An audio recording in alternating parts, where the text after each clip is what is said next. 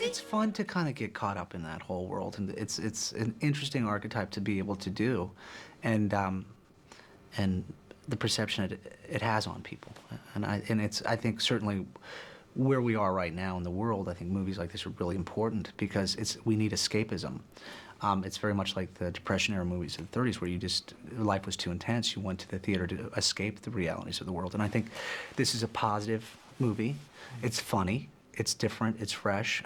There's something timeless about it. And I was really happy to do that. And hopefully that's what we would have, we're going to come out of here achieving. And I think all of those things are very important right now. It's very thrilling and it's very exciting, having grown up with all of the classics. And Beauty and the Beast came out when I was a bit older, but now I have children and they watch Beauty and the Beast and they watch Cinderella and Snow White and all of the classics. And so it's really an honor to feel like you're not only doing a Disney film, which I've never done before, but a Disney film that captures all of the sort of magic and history that Disney's made its name for. And especially in this movie, particularly in that scene, Kevin, there's the camera move in the animated movie Beauty and the Beast is off of a chandelier and goes down to them dancing, and he duplicated that shot in the ballroom scene. And so just to be out there as a part of it, is really exciting, and you feel like you're sort of making history.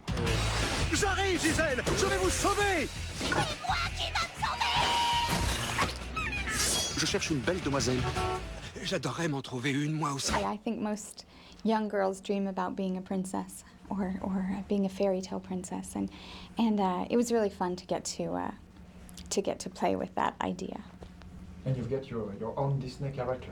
I do. Yeah. I think they did a wonderful job. Yeah. They brought out the best things, made them better.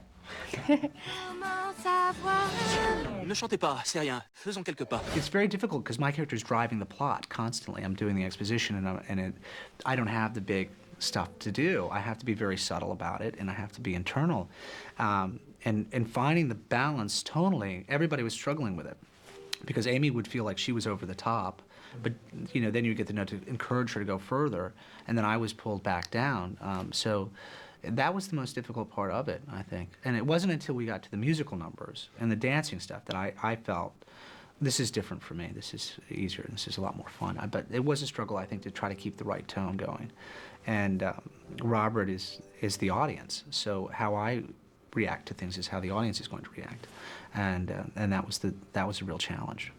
When I was working with Patrick, he's so subtle and wonderfully real that I always felt like I was so over the top and walking that line.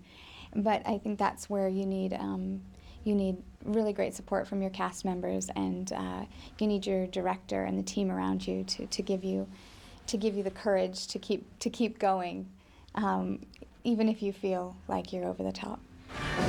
Miroir magique, je t'en supplie, dis-le-moi, où est-elle? En direct de la 116e sur Broadway. La 116e rue sur Broadway. Merci, Miroir.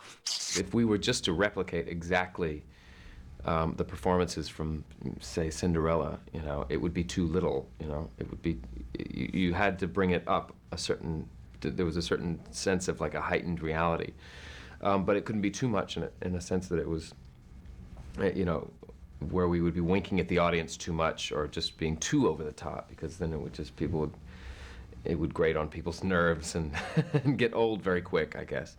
So it was important that the characters were sincere to me. I think it was the sincerity of the characters, as large as they are and as much scenery as chewed, that they be sincere.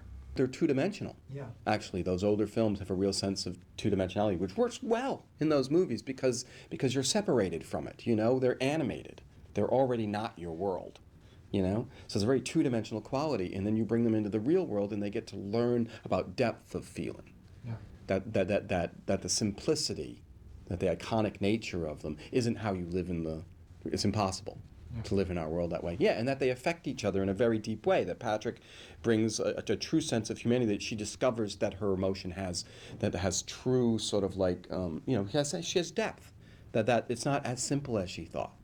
There's the one great scene that I love in which she's both angry and happy at the same time, and that you can live in a world with both of those things happening at the same moment in your head.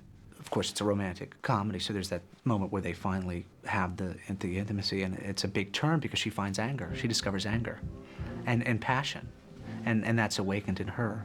And then he has a nice little moment where he sits on the bed where he finds love again in his heart, and I think that's a nice turning point, you know, which is really good. There are maybe a few human elements to them, but that's it, you know. They're not very complex, you know.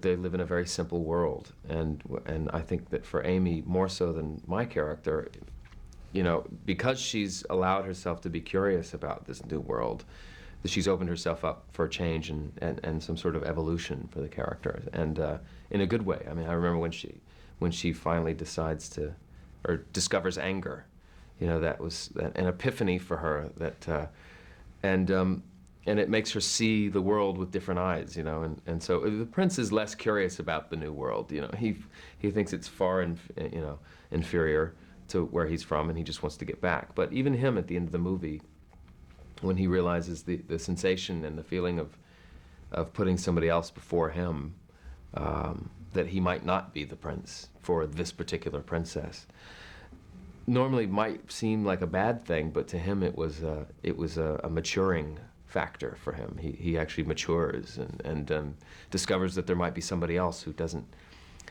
actually have to look exactly like a princess that might be the right person for him, you know. You know, what's great is that they are still around, and we still watch all of the fairy tales, and I think that this is such a nice mix of a classic fairy tale with a modern twist, but yet I think that this film can turn cynics. I think I've definitely know people who have come into this film very cynical. They think they're watching a kid's movie, and then by the end, they're smiling, and that's a pretty great accomplishment. So I hope that even the cynical folks will go see this and be happily surprised. Il était une fois. Suzanne!